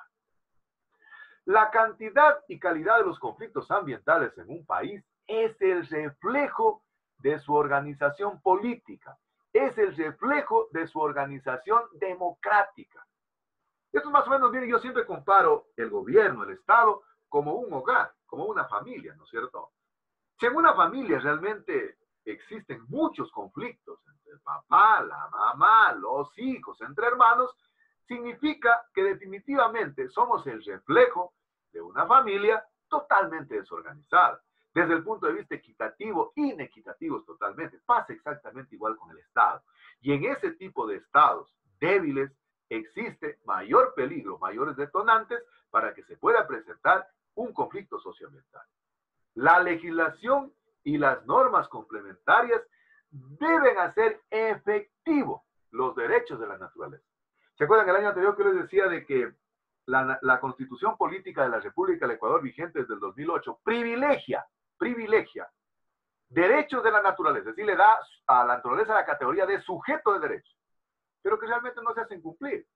Es decir, necesitamos que la naturaleza haga prevalecer sus derechos. Yo decía que incluso había un investigador, un ambientalista que decía que la naturaleza no ejerce sus derechos porque no tiene marido, no hay quien la defienda. Entonces necesitamos también legislación que realmente haga efectivo los derechos de la naturaleza y de esa manera disminuir los conflictos socioambientales. Expedir, y esta es una lección aprendida para los políticos, ¿no? Leyes, pero que privilegien la vida, que privilegien realmente esa segunda visión del ambiente, ver al ambiente como el espacio vital, como el espacio de vida, en donde podamos realmente dar privilegio a la soberanía, a la seguridad alimentaria, al ordenamiento territorial, al manejo de la biodiversidad, del agua. Sin embargo, a veces se hacen primero las leyes extractivistas, para los minerales, para los petróleos, financieras, etcétera, etcétera, y después en un pequeñísimo porcentaje se piensa en las leyes que privilegien el respeto a la calidad de vida. Entonces debería ser primero las leyes que respeten la calidad de vida y luego las leyes extractivistas, que también son necesarias porque contribuyen también a satisfacer necesidades básicas y estratégicas de la población, pero que debemos privilegiar la vida para de esa manera evitar conflictos socioambientales. Fíjense que hoy en día les decía a ustedes que con este nuevo proceso de descentralización de los gobiernos seccionales autónomos, generalmente se privilegia los planes de ordenamiento territorial, políticas públicas, la conservación de la naturaleza. Pero lamentablemente está la política, están las leyes, están las ordenanzas, pero quienes las administran y quienes las ejecutan no conocen. Es decir, no privilegian estas políticas en favor de la conservación de la naturaleza. Yo les he contado a ustedes siempre que cuando estuve en el Ministerio del Ambiente me topé con una cantidad de autoridades seccionales, de consejos provinciales, de consejos cantonales, de juntas parroquiales, que prácticamente no sabían qué era el ordenamiento territorial. Y me acuerdo una vez cuando vino el subsecretario de Capital Natural del Ministerio del Ambiente, me dijo: Víctor Hugo, sabes que voy a ir a Loja, quiero que me prepares para irnos a Bosque Seco, y quiero visitar a todos los municipios de la mancomunidad Bosque Seco. Y nos fuimos a uno de los cantones de la mancomunidad, y estábamos ahí, bueno, el alcalde lo recibió al subsecretario, pucha, con una cantidad de protocolos, yo me acuerdo tan patente con unas pipas, de estas pipas que se dan en la parte, digamos, de nuestra parte suroccidental de la provincia de Loja. Entonces, conversando, ahí hablaba, pucha, le hablaba de su plan de gobierno, que esto, que el otro, aquí más allá, que está haciendo 3 canchas, que ha hecho no sé cuántas letrinas, etc. Entonces, en un momento determinado, le dijo el subsecretario: señor alcalde, permítame hacerle una preguntita. Digo: sí, con todo gusto, dígame. ¿Cómo está pensando usted el ordenamiento territorial de su cantón? Cuando le dijo eso, el tipo se quedó realmente viendo a todas partes. Y dijo la siguiente manera: verás, dice, señor secretario, ya estamos haciendo por aquí un plancito de casas, dice, de viviendas para darles a la gente más pobre. El subsecretario me colgó y me dijo: Víctor Hugo, vamos, porque realmente estamos hablando con una persona neófita. Neófita quiere decir ignorante, que desconoce. O sea, existe a veces, qué sé yo, los planes de ordenamiento territorial, pero a veces no hay quien los haga cumplir. Y para eso están ustedes. Entonces algún día pueden ser alcaldes, prefectos, presidente de la República, ministros, asesores. Y estamos realmente para hacerles notar de que los planes de ordenamiento territorial permiten la gestión del territorio, la gobernabilidad del territorio. Y lógicamente, estos modelos de desarrollo, generalmente que privilegian el extractivismo, hace que cada vez disminuyan los recursos naturales. Deberíamos privilegiar modelos de desarrollo de gran aliento, de desarrollo sustentable, pero lamentablemente eso no los quiere financiar nadie, porque son a largo plazo. Esos no son de la noche a la mañana. Eso no es que usted llega y ya soplar y hacer botellas. No. Hay que reforestar primero, hay que hacer actividades de remediación, hay que hacer actividades prácticamente de conservación, de reforestación, y eso demora. Entonces, hay que tratar de fomentar de que este modelo de desarrollo extractivista, la gente lo vaya cambiando por un modelo de desarrollo en donde privilegie el desarrollo sustentable, en donde realmente nos demos cuenta que el extractivismo no es lo único que se puede hacer. Miren, los comentaba yo usted siempre Costa Rica. Costa Rica es pionero en venta de bonos, qué sé yo, de carbono. En venta, en definitiva, de comercio en este caso ambiental.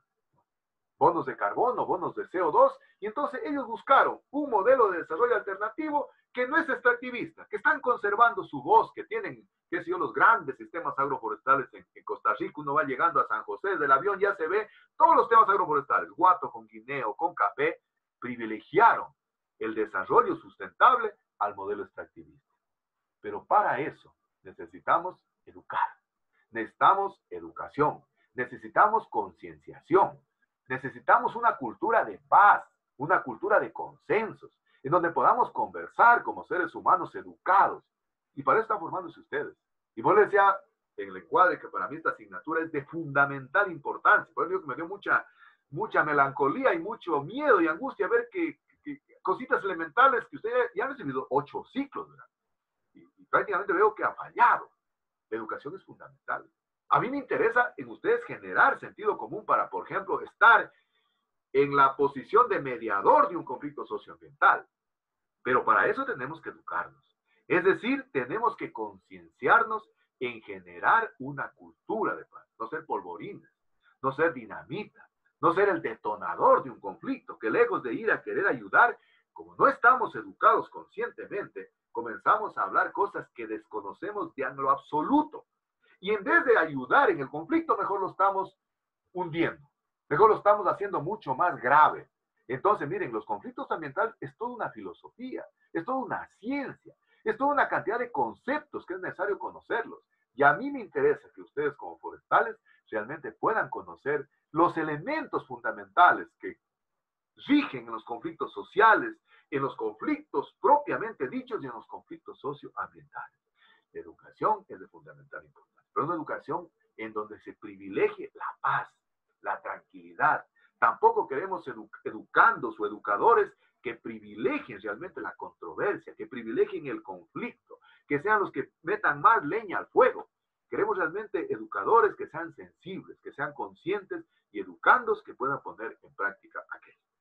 Aquí está la tarea que ya les di el día anterior, que esta quedamos que fue para el 28 de mayo, en donde hay que ir haciendo, incluso ya está subido en el sistema.